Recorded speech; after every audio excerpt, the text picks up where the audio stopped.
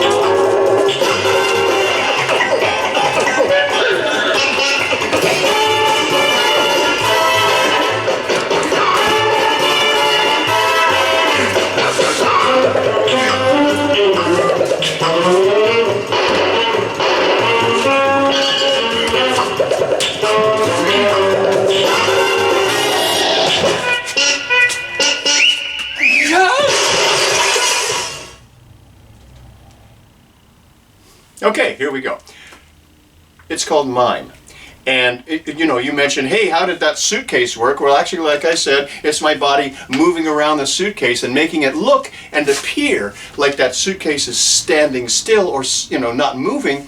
But really, my body is just moving around that suitcase. And that concept is called mime. And inside of mime, there's so many different concepts. But one of them, and the basic one that we really want to start working on in the very beginning, if you want to learn some really fun mime stuff, it's called point fix, or fixed point. That means that there's one part around you, in space around you, not out in outer space, but the space around your body that's imaginary. Now, let's try something. I want you to imagine now a wall appears right in front of you. Okay, now you can see that wall.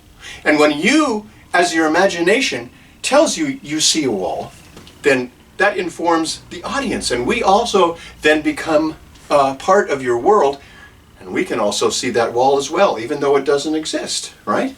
So, I want you to see a wall in front of you. Look, oh my gosh. So it's all there, and there's a wall right there. Of course there's not, but with our imaginations, it becomes real.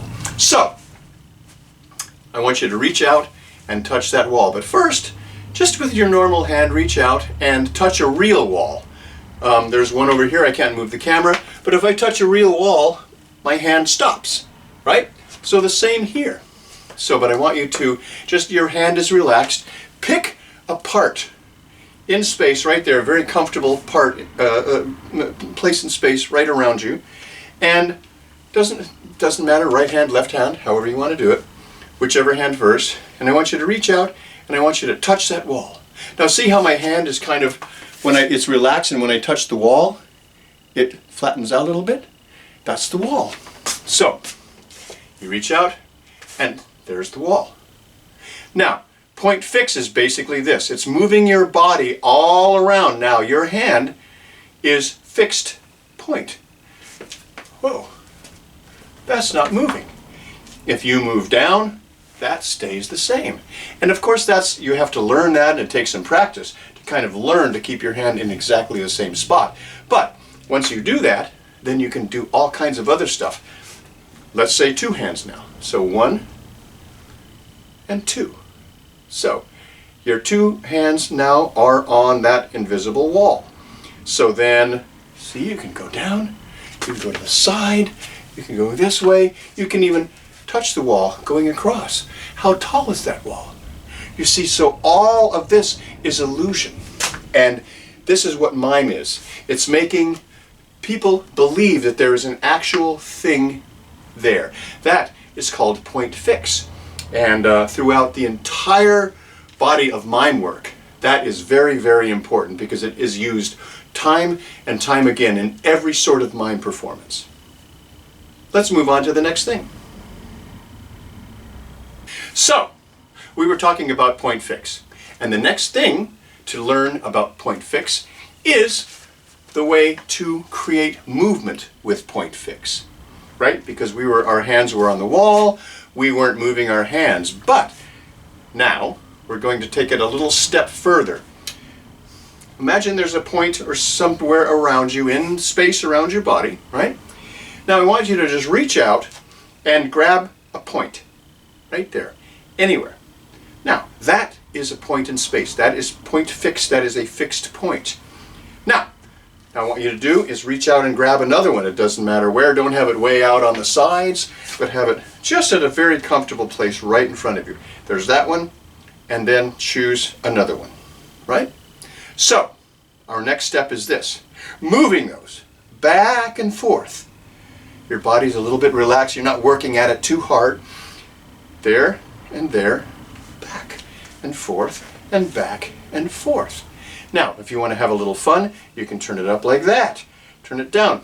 But your hands are always the same distance apart. They don't stretch out and go back. That's the secret, right? So here, here. So you go slide, slide, slide, side to side, up, whoa, up and down, and around just like that. So the next step on this is kind of fun, because then you say, okay, oh, there's a third spot right there. So you take this hand off, put it there, you put that hand and put it here. Now I'm explaining this with fingertips because that gives you a little bit of knowledge, and it makes you very precise in the beginning. Eventually you can do ropes and pulling to ups, you know, but this is the very beginning of just learning the technique of point fix. There, there. Now, why don't you move it over? Move it over, move it over, move it over. Now there's another point, so I want you to put your finger right there and that right there, and then move it over. There and there, and move it over, and there you go. And so you can keep going, right? And now you start to do a little bit of work with your hands. The movement of your hands can be very free. So instead of very stiff hands, you can have, oh, see how I'm doing that? A little pull. Oh, oh. So you get a little bit of energy going, right? So you pull, pull, pull. And sometimes that takes a little bit of energy to pull on that little string. And pull. And like pulling up. See how my hands are articulating? So these are things that you start to learn early. But for right now, let's just do a very simple thing, which is this. Pull across, go there. Pull across, go there. A little bit more advanced is pull across and wrap it over. And then come over here and pull it over. And wrap it over and go here and pull it over. And so this is kind of the concept of point fix, because then it gives you a frame of reference. You can do the same thing with a rope, climbing up a rope. Oh, there's a rope here. Whoops, whoops, oh, oh, oh. There's a rope. And if we went further into these whole these lessons, we would show you how you use your feet to kind of hang and pretend you're hanging and being pulled up by a rope. That's all point fix, and that is what makes mime the most special, wonderful thing. Yeah, let's move on. Okay, let's keep going a little bit. So we've talked about point fix, and we've talked about a couple of other concepts like that. Let's talk about isolations. Whoa, what does that mean? Well, isolations is just basically isolating one part of your body. So, an isolation with my shoulder would be just something as simple as this.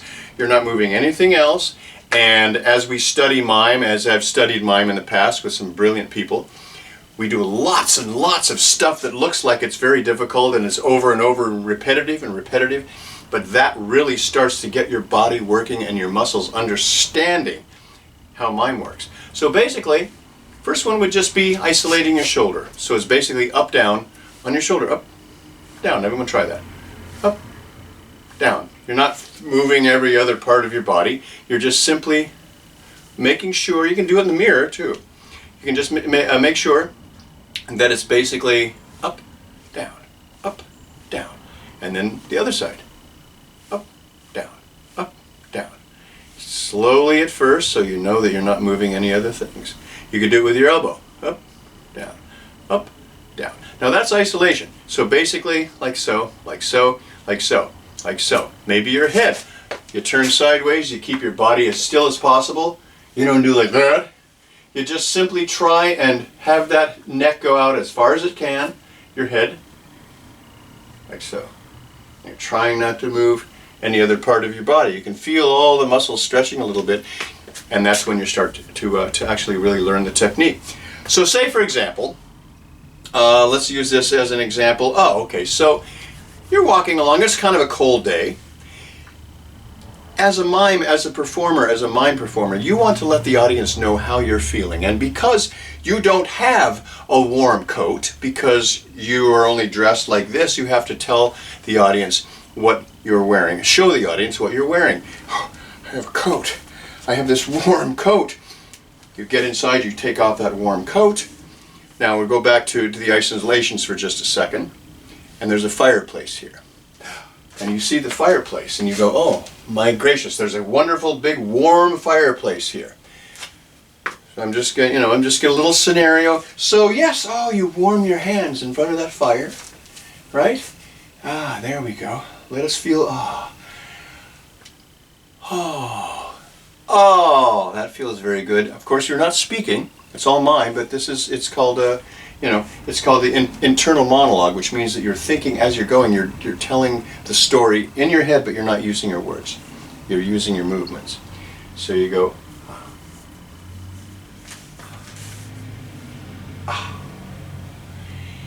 Now at this point, if you want to do some isolations, a simple isolation would be you're in front of that fire.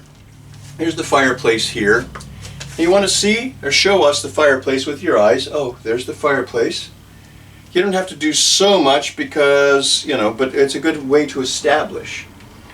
And then the only isolation that you really were thinking on doing right here, you might want to think about, is there's the ledge to the fireplace, about that high. And now what happens if you just put your elbow on something and relax down? Your body is moving. So that's a simple isolation to start with.